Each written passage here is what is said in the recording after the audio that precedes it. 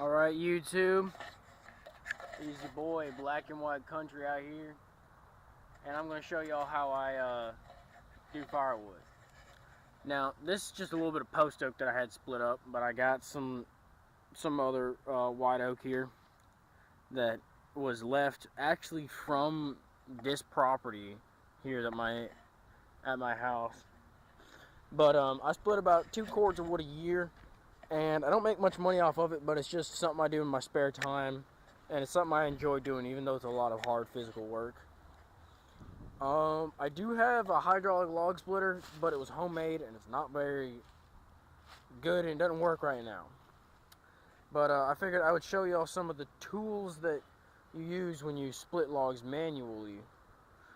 Before I show you, my technique as a wood splitter. First, you have your sledgehammer and wedge, and this you basically take the hammer and hit the wedge in, get it started, and then do your big swings with the sledgehammer and hammer this wedge all the way through that piece of wood, which is what you can see has been done here. And next would be what we call a maul, an M-A-U-L, like being mauled by a bear. This one actually has a new handle. The old handle is right there, but I broke it yesterday on like the 10th swing of the day. But this is basically a sledgehammer and an axe combined. It's pretty much just like a wedge, but on a handle that you can swing, and it's more effective at splitting. This is not really a splitting tool. An axe is not really a splitting tool. An axe is a cutting tool. Now, where's an example? Like if I have long pieces like this that are like skinnier, and I want to cut them like this way, I'll do that with the axe because the axe is accurate. But the axe does not really have enough power to split large pieces of wood like this, in my opinion. I mean, I'm not a very big guy, so I like a little bit of a heavier tool to use. But yeah, I'll do a couple swings on this big piece right here, and basically the basic idea of how I go about splitting a large, like probably 20-inch round like this, is I take the wedge and I split it in half, and then I split it in half again, right? So it's in 4 pieces, and then I'll start to split each corner like this. And I'll split each corner. This piece is messed up because this is where they took the wedge out of it. Took the wedge out of it to knock the actual tree over, so it looks ridiculous. And I'll go around each quarter, and I'll split that quarter in half. And then I may split those pieces in half again, those eighths in half. But you will get a first-hand look at what I do, how I split wood.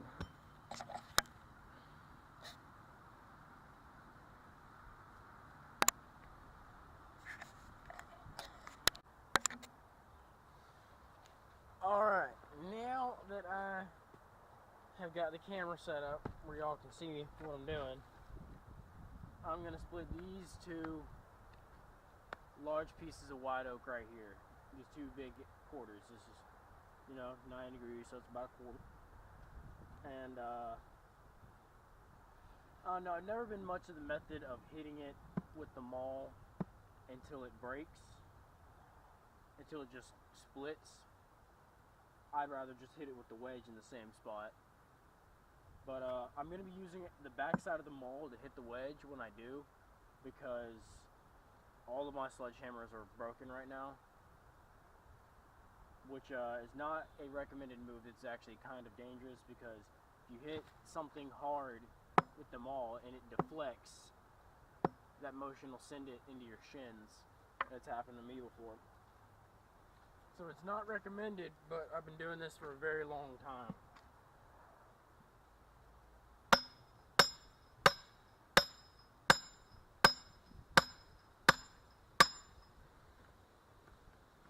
Gotta find the natural split. Get some medium swings in.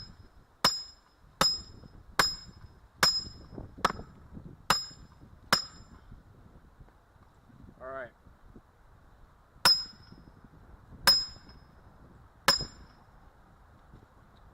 Sometimes you gotta readjust the wedge. That's just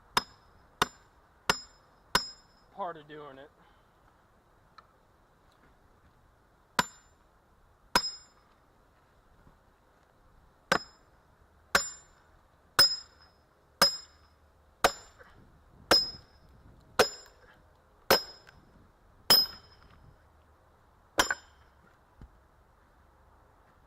And there you go. Now that I've seen that this quarter piece has been splitted, now that I see it in two pieces, that's definitely gonna have to be split again or used at a campfire. That's much too large to fit in anybody's stove. Let's do the other one. Actually, let's try using the maul to just bust this one in half.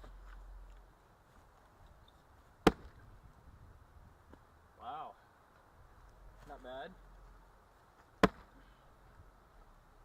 That's the thing is that I'm not accurate with the maul and I don't get enough power with the axe. I'm also trying not to hit my camera.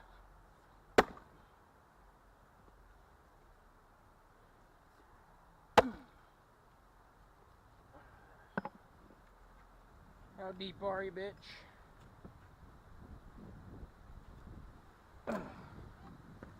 That's pretty deep. I think it's busted. So yeah, you have two different methods here you can do. You can split big wood like this with just the maul, or you can use the wedges. I like to use the wedges just because I can control exactly where I want the pieces to break up and get more even sized chunks. That's just my personal opinion. But I guess when I move this out, I'm going to show you guys how to split some smaller rounds with a maul.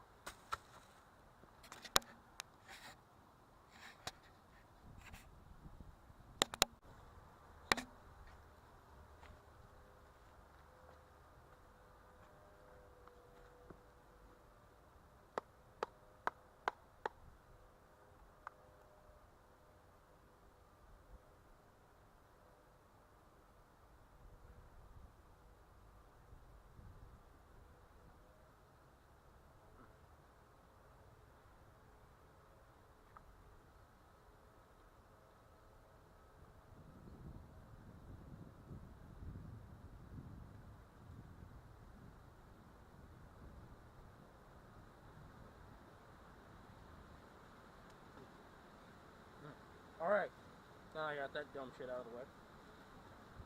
Alright, now this is post oak. This is a really good kind of wood to burn. I don't know if you can tell, but like all these black areas on the wood, that's all sap and like BTUs and stuff that really likes to burn pretty well. I've noticed though in my own personal stove that these size chunks will fit in the stove, but they do not like to burn. They'll smolder forever, but they will not burn. But chunks like these go pretty good. They're great for starting fires and things like that. Not as good as pine though. But chunks that are usually this big, around 12 inches or smaller, can usually just be done with the maul. I wouldn't bother trying to hit this with the sledgehammer. But you know, I got this at my farm. This is actually like a limb. This is not like a tree trunk. The wood that I was cutting earlier was an actual tree trunk of a tree. This is a limb of a tree that's the trunk of that tree is about 4 feet in diameter, but it's still up. a dead limb. But let me move these out of the way and show you what I'm about here.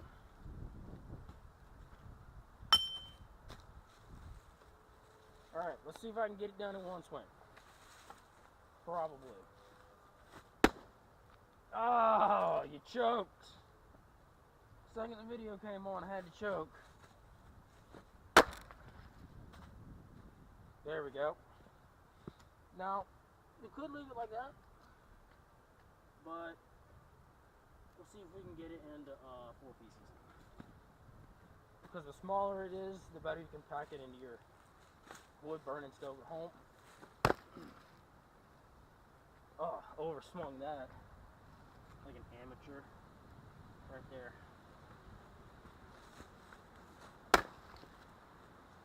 There we go. Yeah, and you can see this one's got a big ass knot in it, so it just split right against the edge of that knot. I'm gonna leave that in there because I don't feel like messing with it. I'll split all 3 of these pieces for you people, and that'll be the video. If I can just focus on what I'm doing.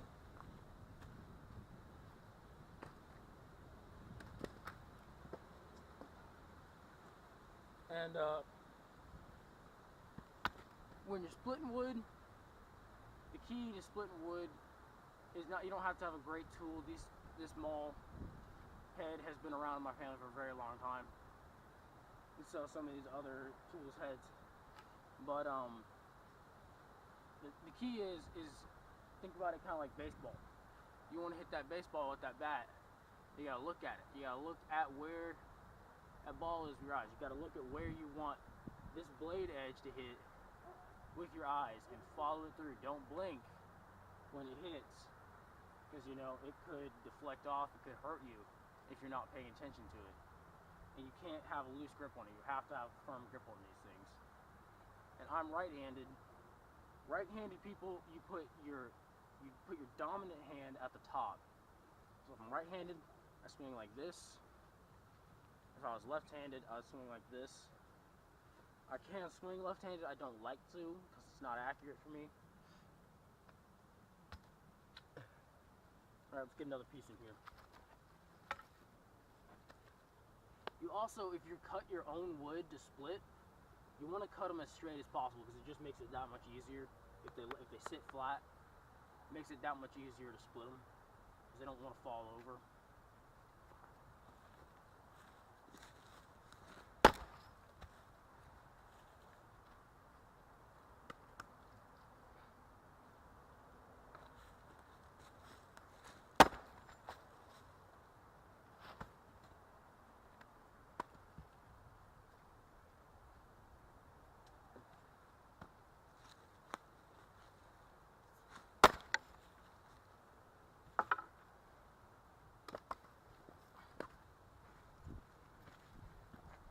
One more piece for you guys.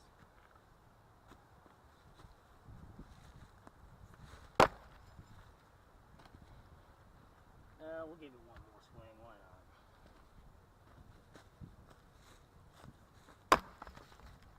not? Well, I split part of it off. Guess it had a knot in it or something. Alright. That's how you split wood.